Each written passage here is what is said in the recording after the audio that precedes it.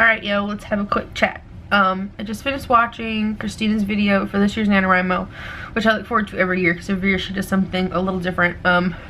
This year she talked a lot about why you should do it, why it works, and I totally agree with everything she said. And I've been watching the thread of NaNoWriMo for 4 or 5 years now. I'm thinking, now I can't remember how long it's been around, but I started watching the stuff the second year, I think, that NaNoWriMo was around, watching people on YouTube and things that they did. And I unofficially tried to do it twice and officially tried to do it once.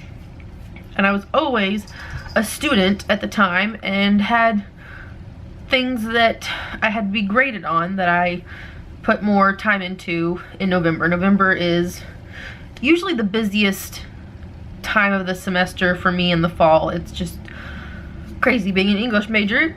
You know, obviously I love to read and write, but doing a lot of it for school made it very difficult to take this challenge and run with it. Hello, kitty. But I think this year, it's not going to be any easier, that's for sure. It probably will be harder, but I have different things in my life that are taking up a lot of time instead of school, and so I think that now I have more time balance-wise in my brain that I need to be writing. I want to be writing. For 2 years, I say the last 2 years of school were probably the hardest as far as me having creative time, and that didn't get any better whenever we brought home a baby last December.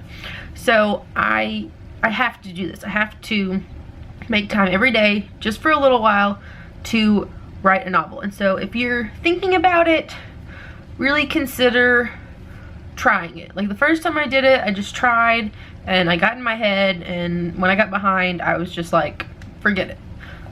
I'm gonna try my best not to do that this time. I'm gonna try to remember that in anything in life, you're gonna have fluxes of success, and sometimes it's gonna be not so successful, and you just have to keep pushing. And I'm looking at this big world now as a older young adult who has finished school, has done the degree, and now I'm like, what do I want to do with my life? I just need to make enough money to support my family, help support my family, so that I can write, because that's what I want to do.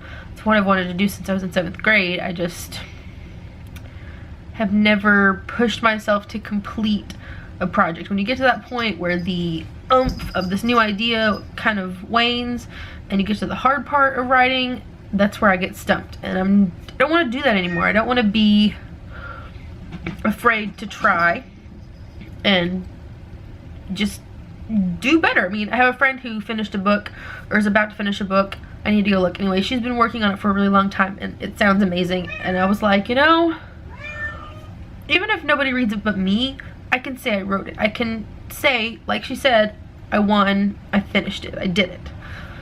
And that, sometimes that's the best boost of confidence you can get, is just giving yourself a goal and meeting it, and having someone else frame that for you, I think is a huge deal, and I'm gonna do my best to attempt to succeed. So it's kind of like my little reward for surviving the last year. Our son is gonna turn 1 on the 28th, and I can't tell you how much I didn't know about parenting as a younger, married but not with kids person. I mean, like, I love kids. I've taken care of kids since I was a kid. I've been watching kids and taking care of kids, but when you do it every single day for months and months and months, it's different. There are different things that are hard and different things that are wonderful, and I can go over to the side if you want to talk about what's awesome about it. That would be a whole other thing. But one of the things that I miss is the little pockets of time where something that I think of, I have time to write it down, because there have been times that I've had an idea or I've had a dream that has sparked something and I just couldn't write it down before it became a little muddled in my brain. And so I want to find that balance of being a mother and a person and all of those things together. I think that in anything in life, you can't do just that one thing. You have to do other things to do everything better. Obviously, you don't want to take on too much, but if all I focus on is one aspect of my life, then that's going to lead me to over worry about that thing and undertake care of other things. So this is a great time for me to kind of reboot, even though I have that idea of like the beginning of the year being the thing, but that's really not true. A lot of times something will come up and I'm like, okay, I need to start doing this now. And so I feel like that's where I am right now and kind of where I want to be. So I'm going to put this up on the internet. I'm going to share it on YouTube so that anyone else who wants to know what's going on in my brain can watch it. Let me know if you're doing NaNoWriMo below.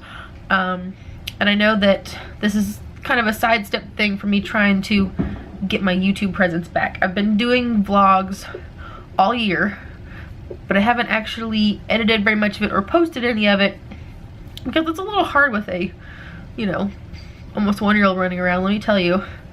I know a lot of people do it, and I'm not saying it's impossible. It just hasn't been in the cards for me this first year, but I have filmed a lot, and so I want to get back into sharing my creativity and talking to you guys. I don't know what happened where I just was having trouble looking at the camera and talking. Like I was getting really anxious, and really this is one of my favorite ways to express myself because it takes away the confrontation concern that you have whenever you have a debate with someone in person or you're talking to a friend on Facebook, and that can get really messy. Like with this, I can say what I think and you can tell me what you think below, and if you're not being nice to me, I don't have to react. I don't have to do anything. I can just ignore it or delete it and move on.